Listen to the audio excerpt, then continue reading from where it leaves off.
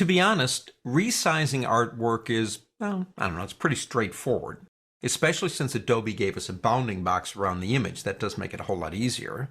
But you've got a piece of artwork, or more than one, you can select more than one, and you want to change it. So we come over here and we select. Now this is a group, so the whole thing is being selected. And you see a bounding box, and you have anchors. This anchor up here, you see an up and down arrow, a left and right arrow, a diagonal arrow, and a little bit of a bent arrow. That's for rotating. Most of us, I think, know this. If I go to one of those points and begin dragging, I will impact the size of the image. But I have heard this occasionally. Andy, when I get onto this thing and I click it, I don't see a bounding box. It looks like that. Now, if you don't have the bounding box, it's difficult for you to do simple resizing and rotating. What's wrong? Well, it's nothing really wrong. You just don't have something selected. Go up to the word View on the pull-down menu and go down to, and it would say Show Bounding Box. But if I turn that off and come back to my image, no bounding box. Now, some people like to turn that off because it's less cluttered and they use other ways to resize their image, but I do like that. So I'm going to go back up there again, and I'm going to basically put that back on. But allow me to get an off message just for a second. Adobe Illustrator, Photoshop, InDesign, Microsoft Word, whatever, all have these pull-down menus with so much stuff in them. We have a tendency to only go to the areas that are comfortable and familiar to us. I remember when I bought my first digital camera. I mean, it was very simple. You pointed it at something and you clicked. It didn't have a lot of options. It was a long time ago. My digital camera today has a book on how to use it that's about 6 inches thick.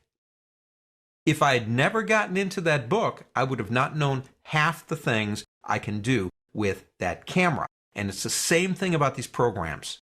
For example, try once a day if you have a couple of minutes. Go into the pull downs on the program you're using and find something that you haven't got a clue about. You go, gradient annotator, what is, I got a clue. Well, if you can't figure it out, go up to the word help, type it in, and it will tell you exactly what it is. You've just learned something, and you might go, whoa, man, if I'd known about that last week, that'd save me hours of work. Understand these programs are very complicated, and we have a tendency to corral ourselves in a little spot and just stay comfortable. Get out of your comfort zone and figure out what these programs can do. Now, back to lesson. If I select it, actually, let me go back up here again. I started talking and forgot to turn it back on again. You got the bounding box. If I go to a corner, I can resize it. Now, if I'm not holding the Shift key down, I can do anything I want in terms of distortion. I think you know that. If I hold the Shift key down, though, it keeps it in proportion for me, which is a nice thing, I suppose. If I hold the Alt key down, it will draw in and out from a center point. And if I hold the Shift key at the same time, I'll draw in and out, and it will keep it within proportion. And I love that new smart cursor that's telling me exactly what's going on with my width and height. That's a nice feature.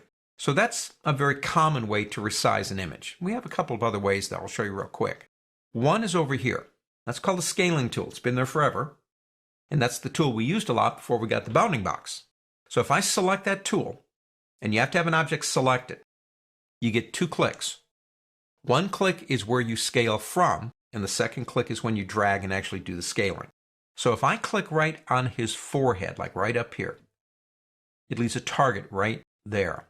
Now go anywhere you want. It doesn't matter. Go anywhere you want. Just make sure it's selected. When I come over here and begin pulling, notice it's pulling it, but it's anchored to where I clicked. Now if I let go, I can press undo if I want to take it back.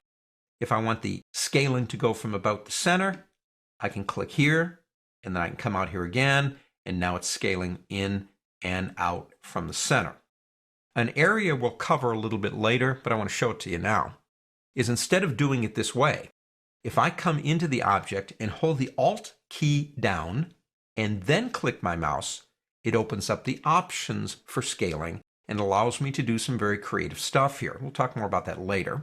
One other way we can do this is up here on your options on the Command Control line, you have a transform button right here, which allows you to do things like width and height by the numbers.